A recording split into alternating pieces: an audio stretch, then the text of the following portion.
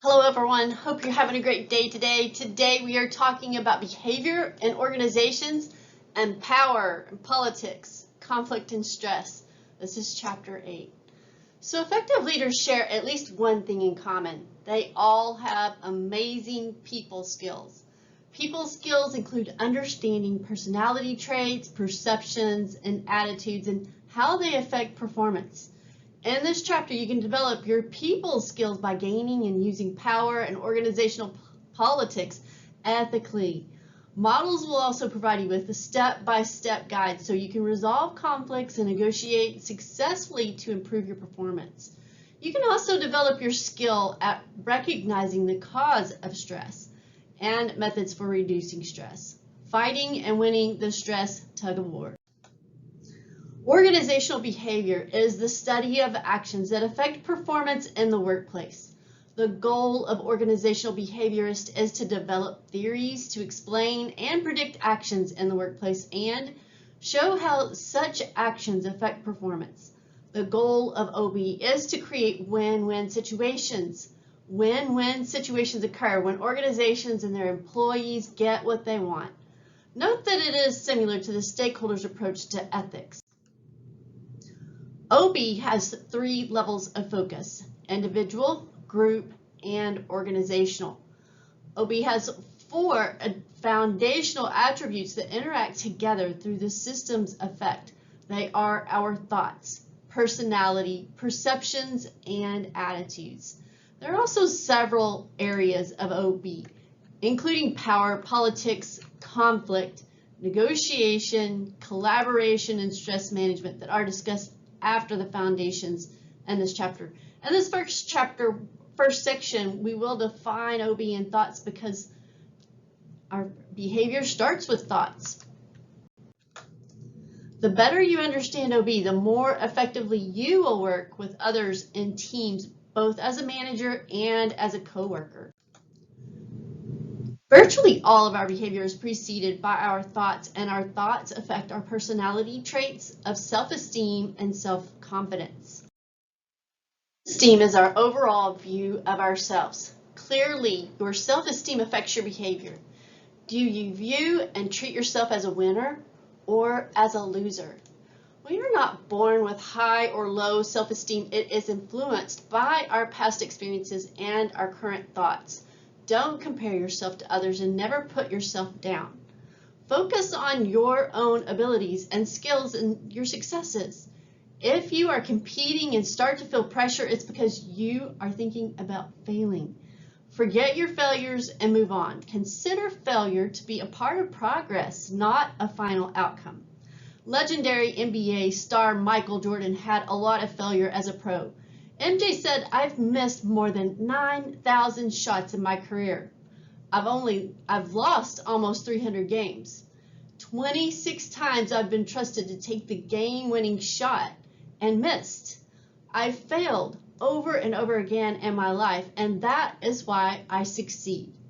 As Winston Churchill said, success is the ability to go from failure to failure without losing your enthusiasm. You may have heard the old saying, winners never quit and quitters never win. Are you persistent or do you give up? Can you bounce back from failure and move forward to succeed like MJ?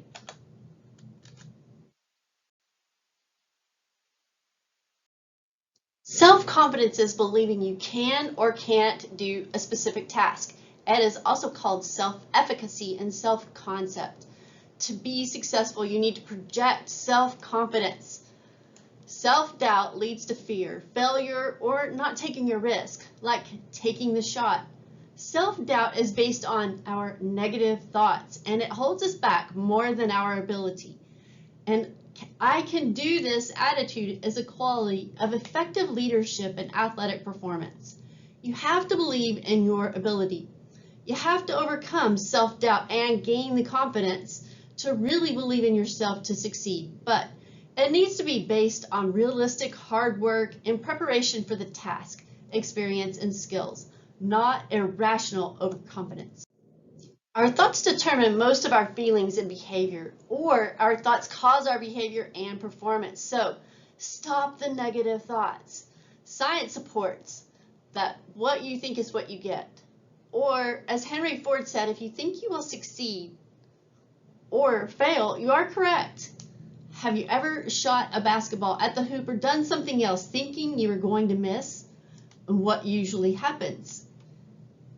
You can improve your self-esteem and confidence by using positive thoughts. If you change your thoughts to be positive and make the new thoughts a habit, you will change your esteem and your life. Unlike pessimism, optimism helps to overcome self-doubt, and it is a personality trait. Optimism and pessimism are on opposite ends of a continuum. Most people aren't at either end, but they can be classified overall.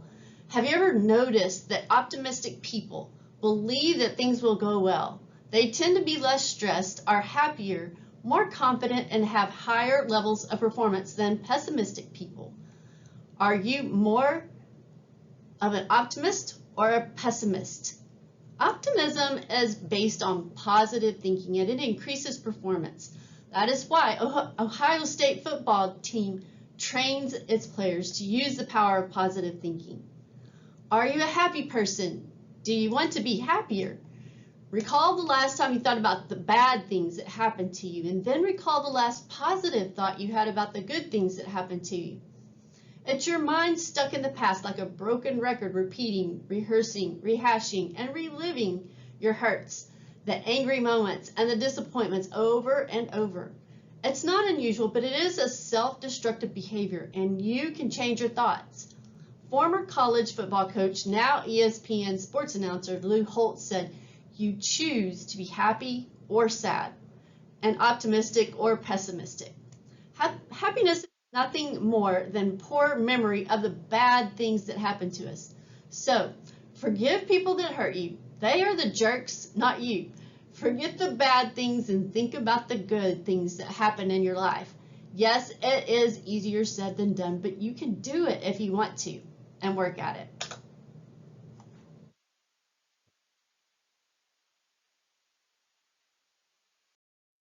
Gratitude also affects our happiness. Grateful people are less stressed, healthier, and happier.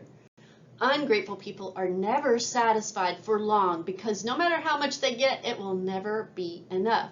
So focus on the positive and appreciate what you do have. Don't be envious and you will be happier. If you use positive self-talk, you will improve your self-confidence and self-esteem, as well as performance. Self-talk is a way of thinking in which we make comments and give advice to ourselves. You do self-talk, don't you? I know you do. Motivational speaker and self-talk trainer Zig Ziglar said, no stinking thinking. Effective self-talk is based on positive affirmation statements, never negatives. Call yourself by your name rather than I or you, because your thoughts will seem more objective and produce better results. Like with sports, you need to practice a new thought and self-talk over and over. As with all the skills in this book, you need to practice every day until the skill becomes a habit. Here are a couple of simple ways to improve. You can use positive self-talk throughout the day, and especially as the task nears. Also be aware of your thoughts, and if they turn negative or you start doubting yourself, stop and change to positive, optimistic thoughts. To make positive thinking a habit, number 1, the cue is negative thoughts. 2, the routine is changing to positive thoughts. And 3, the reward is feeling happier and more self-confident. 3 other components: our personality, perception, and attitudes drive our behavior. They're the foundations on which our behavior is built, and they are observable through our actions.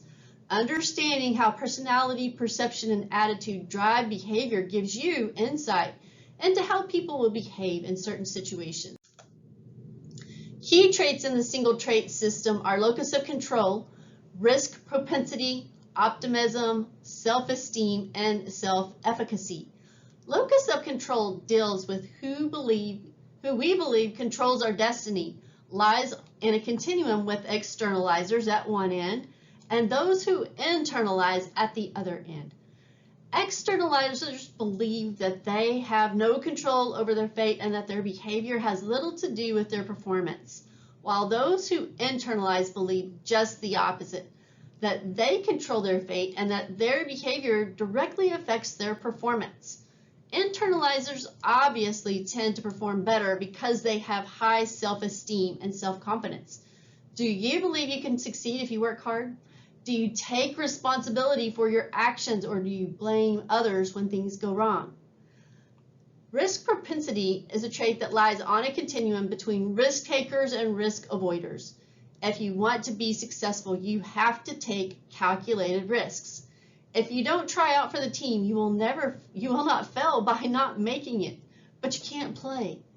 Entrepreneurs have different risk propensity personality traits than managers. It takes a lot of positive thoughts and self-esteem and self-confidence to start a new business. Entrepreneurs like Nike co-founder Phil Knight have a risk-taking propensity. Organizational cultures are also risk takers or avoiders, and risk avoiders cultures often lose market share and even go out of business because they do not innovate changes to stay ahead of their competitors. The 5 big trait system is the most widely accepted way to classify personalities. The theory states that all our individual traits can be placed in one of the 5 dimensions, which give you your big 5 personality. It is also known as the 5-factor model, and its acronym is OCEAN: openness, consciousness, conscientiousness, extraversion, agreeableness, and neuroticism. The 5 personality traits presented here are also defined as continuums. Extraversion. This trait lies on a continuum between extroverts and introverts. Are you outgoing or are you shy? Agreeableness. This trait lies on a continuum between easy and difficult to work with and cooperators and competitors. Do you cooperate and get along well with others, or are you overly competitive, a ball hog, and don't get along? The best teams tend to have cooperating teamwork with the focus on beating external competitors, not each other. Emotionalism. The continuum here is between emotionally stable and emotionally unstable. Stable people are calm, secure, and positive, whereas unstable people are nervous, insecure, and negative. Can you take trash talk during the game, or do you get emotional? Note that the OCEAN acronym uses the word neuroticism instead of emotionalism, but it's the same trait. Conscientiousness. The continuum has responsible on one end and dependable at one end, and irresponsible and undependable at the other. Do you keep your word and promises? Can your family, team, and co-workers count on you to work hard and get the job done well? Openness to experience. This aspect varies from being very willing to try new things to being very afraid to try new things. Do you like change, or do you prefer routines? Your thoughts and personality affect how you perceive things, which also influences your behavior. Why do some people believe, see, or experience the same thing differently, like whether or not a decision is ethical or not? Perception is the process through which we select, organize, and interpret information from the surrounding environment. Our behavior follows our perceptions of people, events, learning, work, and organizations. Because this perception process colors everything, no 2 people experience anything in exactly the same way. Perception is our individual interpretation of reality. Right or wrong, rational or irrational, it is the lens through which we view life. OB research makes it clear that understanding perception is not about the perception being right or wrong, because either way the perception will affect behavior and performance. Have you always perceived your level of athletic skill and your amount of playing time the same as your coach has? Ever played with or against athletes who think they are much better than they really are? If good athletes quit because they aren't getting the playing time warranted by their perceived skill level, or if they only perceive it incorrectly, the result is still the loss of good athletes. So what people know or don't know isn't what counts. It's all that really matters is their perception. To improve the accuracy of your perception, try to see things through the eyes of others. How we select, organize, and interpret information is based on many factors: our personality, self-esteem, attitudes, intelligence, needs, and values. These make up the internal component of perception. Self-esteem comes by comparing our traits, abilities, goals, and performance with those of others. When you compare yourself with others, be realistic. Don't compare yourself with NBA star LeBron James. Compare yourself with your peers and never put yourself down.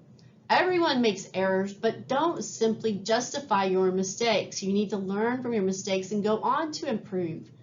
Do you consider yourself a valuable person or employee? Do you believe you are a capable person? The second component of this process is the information itself. This is the external component of perception. The more accurate our information, the more closely our perception will resemble reality. Inaccurate information causes our perceptions to veer wildly from reality and can be a serious problem for organizations. The USADA must deal with all types of rumors. The lab technicians that make errors or that athletes are asked to inform on other athletes and determine whether they are violation of USADA rules. Others' perceptions of us which build our reputation are important to career progression. If your boss and higher level managers perceive you as highly competent, you will advance, but if you get a bad reputation, you won't. Reputation explains why iconic athletes such as former NBA player Michael Jordan are highly paid to endorse products, whereas retired boxer Mike Tyson is not. In 2010, golfer Tiger Woods went from fan favorite to unloved after a series of extramarital affairs went public. Attributions play an important role in perceptions because they affect behavior, but we can't observe perceptions. So we see or hear about the behavior and make an attribution. Attribution is the process of determining why we behave certain ways. Most of us continually try to find reasons behind behavior, our own behavior or that of those around us. The process shown here in Figure 8.1 begins when we observe an act directly or learn of it indirectly by reading or hearing about it. We want to know if the person's intent was situational, accidental, or beyond the person's control, or intentional within the person's control. We may not see these words, but this is what we are doing. Number one, you see the behavior there. Then you determine the intent. Is it situational or intentional? If it's intentional, determine the reason for the behavior. Then determine the behavioral response. If it's situational, go directly to determining the behavioral response. We judge intent, such as to do good or harm. We also look for reasons for the behavior, such as initiated or response to a situation. Last, we decide on a response. We may perceive the behavior to be wrong, or we may be amused by it, or even admire it, or we simply don't care. All of these responses drive our behavior or to take action or not.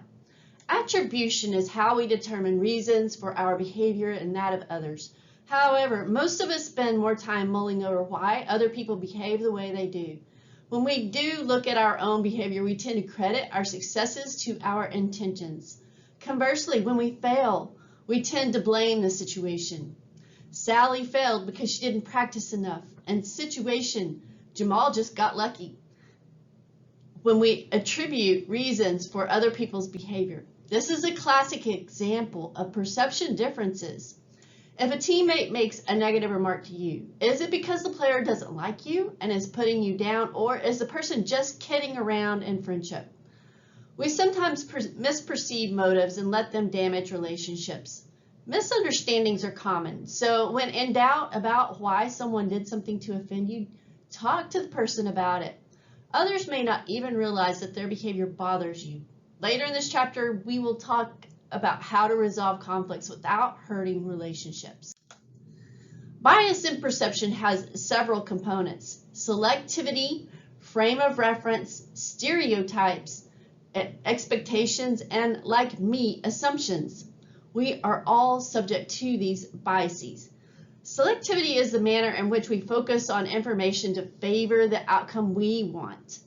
We often find information that supports our point of view, yet ignore information that does not, or we only see and hear what we want to.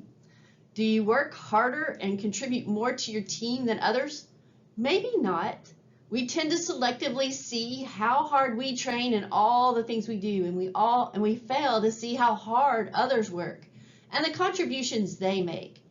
A related bias is the halo and horns effect, in which we judge others based on our perception of a single trait of theirs, or simply whether we like or dislike them. A person with the halo can do no wrong. A person with horns can do no right. Our frame of reference is our bias for seeing things from our point of view. Do you and your parents always disagree or agree? Managers and employees tend to have different perceptions. Do you and your boss or coach agree on how well you perform?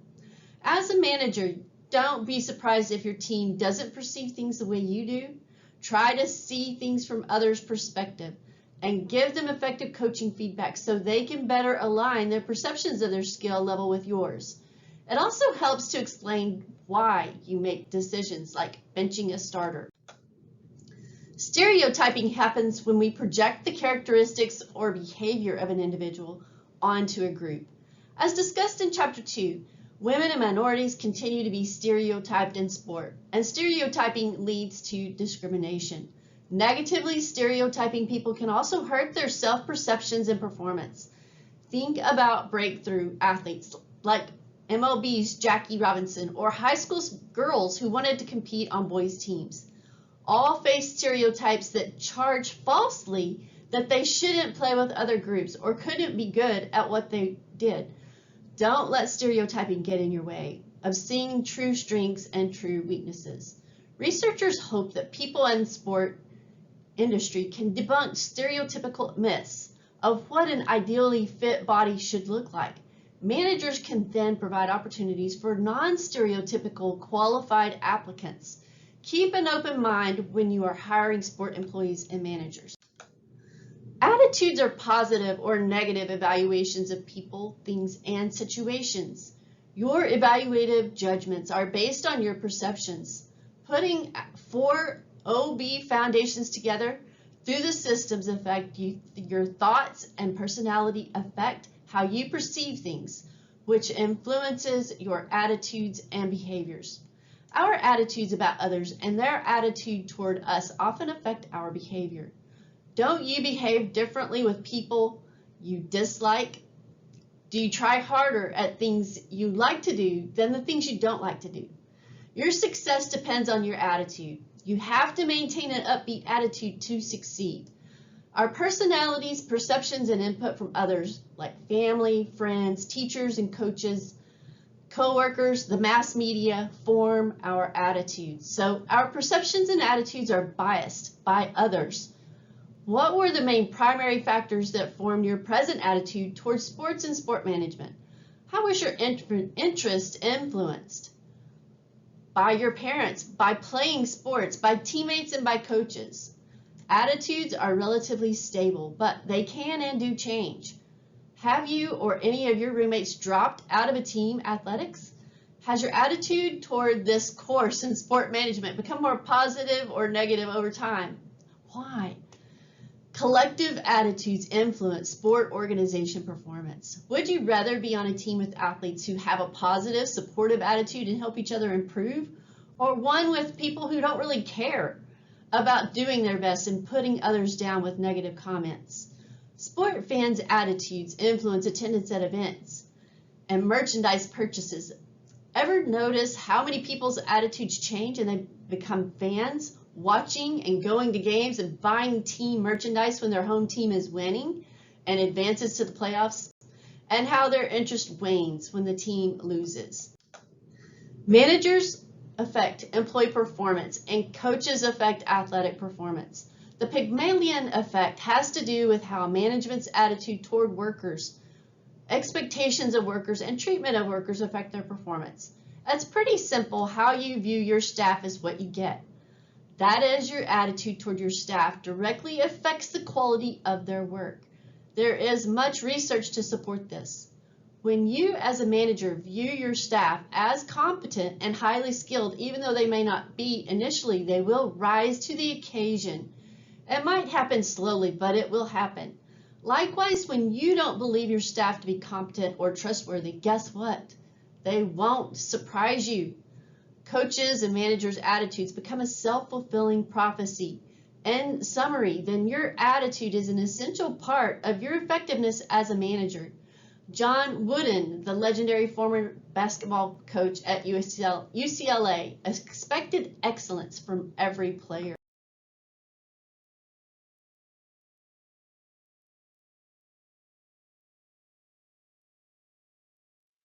Wooden constructed his pyramid of success out of such concepts as keep it simple and teamwork is not a preference, it's a necessity. The result was 10 NCAA national championships. With all this said about the Pygmalion effect and self-fulfilling prophecy, you as an employee or manager are still responsible for your own actions. Others' attitudes can affect your behavior and performance, but only if you let them. Ignore negative comments and stay away from people with negative attitudes. Continue to get better at what you do. Look at a negative boss as a gift. You need to learn how to work with difficult people. Just don't let them defeat you. Show them you have what it takes. And that is all I have for today. We will pick back up in chapter 2 here in just a little bit. Have a good day.